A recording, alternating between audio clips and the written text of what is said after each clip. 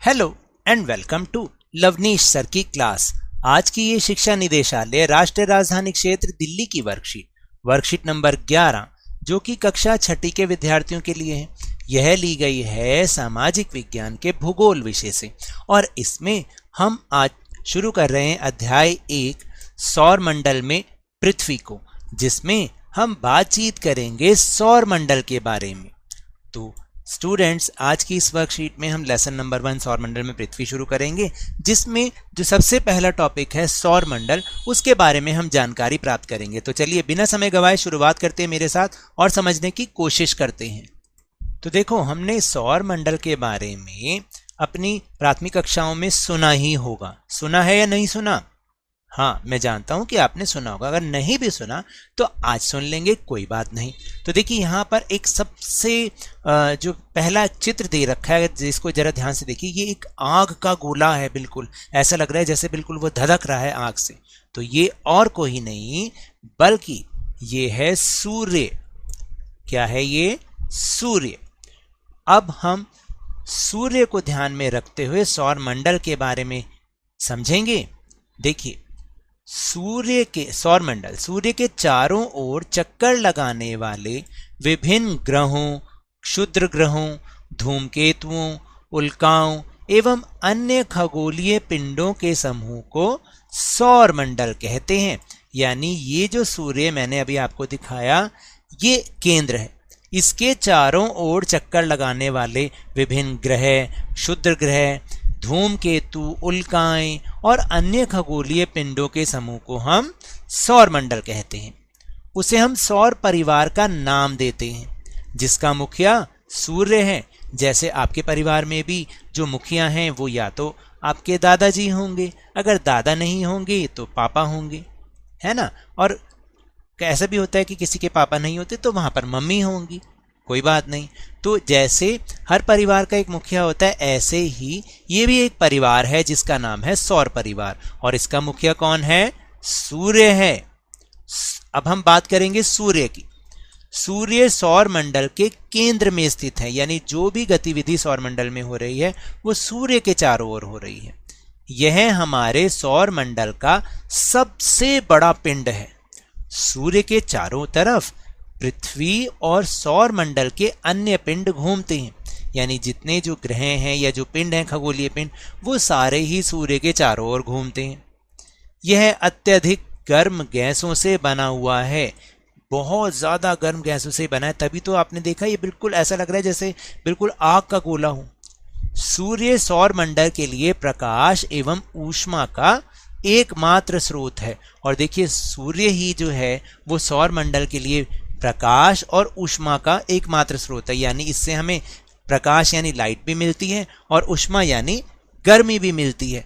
तो आप देख रहे हैं ना, हमारी पृथ्वी पर भी जब दिन होता है तब किससे होता है? वो लाइट कहाँ से आती है? सूर्य से।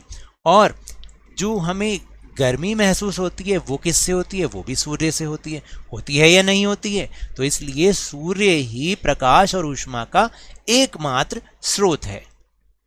फिर आगे अब हम समझते हैं ग्रहों के बारे में। तो देखो, सूर्य से दूरी के अनुसार यहाँ पर ग्रह दे रखे हैं। बहुत सुंदर चित्र बना रखा है जिसमें हमें पता चल रहा है कि ये जो सारे ग्रह हैं, ये सारे के सारे सूर्य के चारों ओर घूम रहे हैं। सबसे जो नजदीक है वो है बुध। सूर्य के सबसे नजदीक बुध है, फिर उसके बाद दूसरे नंबर पर शुक्र और तीसरे नंबर पर हमारा ग्रह पृथ्वी है। फिर इसके बाद मंगल, फिर 5वें नंबर पर बृहस्पति, फिर ये छल्लेदार ग्रह है शनि, उसके बाद यूरेनस और सबसे आखिरी में नेपच्यून। हालांकि कई बच्चों ने प्लूटो का नाम भी सुना होगा, लेकिन प्लूटो क्योंकि बिल्कुल ग्रह जितना बड़ा नहीं था और बहुत दूर था, इसलिए अब उसे ग्रहों की श्रेणी से निकाल दिया गया है। तो अब 8 ग्रह हैं। कितने ग्रह हैं? 8 ग्रह। तो चलिए उनके बारे में जाने। हमारे सौर मंडल में 8 ग्रह हैं। सूर्य से दूरी के अनुसार वे इस प्रकार हैं: बुध, शुक्र, पृथ्वी, मंगल, बृहस्पति, शनि, यूरेनस तथा नेपच्यून। एक बार फिर बोलें, बुध, शुक्र, पृथ्वी, मंगल, बृहस्पति, शनि, यूरेनस तथा नेपच्यून। बुध सूर्य के सबसे नजदीक है, यानी सूर्य के सबसे ज्यादा पास कौन है? बुध ग्रह है।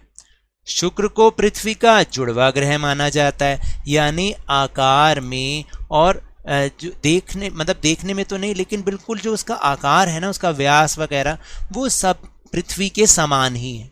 तो इसलिए शुक्र को पृथ्वी का जुड़वा ग्रह भी माना जाता है, क्योंकि इसका आकार एवं आकृति लगभग पृथ्वी के ही समान है। तो देखा, अब आपको पता चल गया कि शुक्र को हम पृथ्वी का जुड़वा ग्रह क्यों कहते हैं, क्योंकि इसका आकार और आकृति लगभग पृथ्वी के समान है।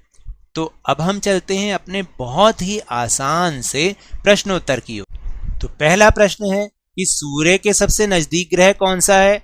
बहुत ही आसान है, सूर्य के सबसे नजदीक ग्रह बुध है।